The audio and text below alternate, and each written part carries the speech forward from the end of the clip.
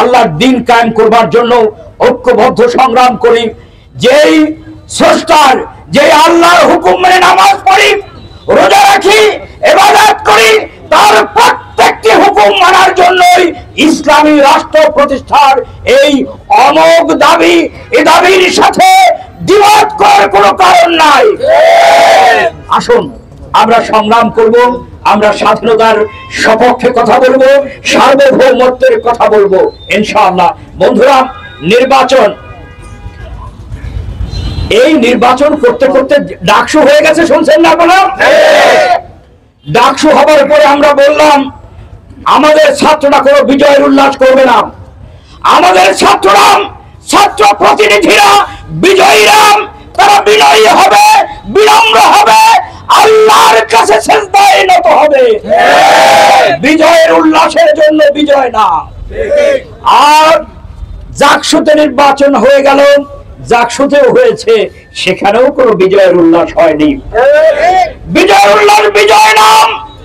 বিজয় মানে হচ্ছে মাথার উপরে অনেক বোঝা, দায়িত্বের বোঝা, ওই অধিকারগুলোকে প্রত্যেকটা সংগ্রামী মানুষের কাছে যদি পৌঁছে দিতে পারি, তাহলে পরে বিজয় সঠিক তাৎপর্য বহন করবে। অন্যথায় বিজয় যদি উল্লাস হয়, অহংকারী হয়, গর্ব হয়, অন্যের অধিকার হরণ হয়, তাহলে পরে বিজয়ের দিনই পরাজয় তৈরি হয়। এমন বিজয় কি আপনারা চান?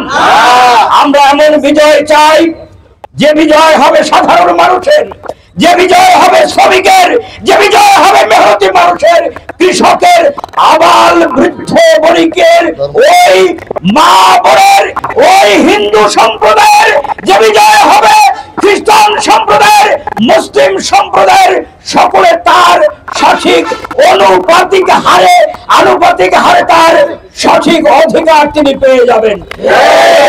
বসুন, আল্লাহ রাব্বুল আলামিন আমরা কাছে দোয়া করব, রব্বে কারীম, আমরা আজিকার যে দাবি আমরা উত্থাপন করেছি, দাবি এই জাতির সামনে পেশ করেছি, এই দাবিকে জনগণের দাবিতে পরিণত করো।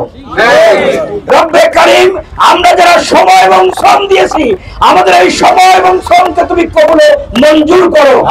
রব্বে কারীম, বাড়িতে যাদেরকে রেখে এসেছি তারা যেন নিরাপদ থাকে, সেই জন্য তোমার কাছে ধর্ণা ধরছি।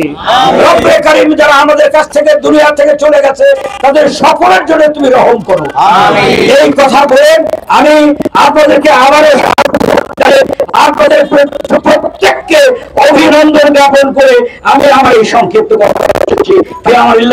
বিজয় হোক জনতার, বিজয় হোক সংগ্রামী মানুষের, সবগুলো মানুষ যেন বিজয় লাভ করতে পারে, তাদের জন্য দোয়া করে শেষ করছি। আসসালামু আলাইকুম।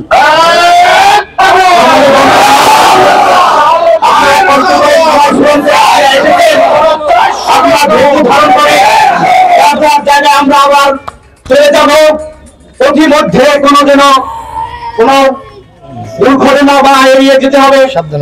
আল্লাহ তাআলা আমাদেরকে সবাইকে তৌফিক দিন এবং আমরা যারা উপস্থিত হয়েছি আমাদেরকে আল্লাহ কল্যাণ দান করুন, এই আশাবাদ ব্যক্ত করে আপনাদের সকলের সুস্থতা কামনা রেখে আজকের সমাবেশ এখানেই সমাপ্তি ঘোষণা করছি।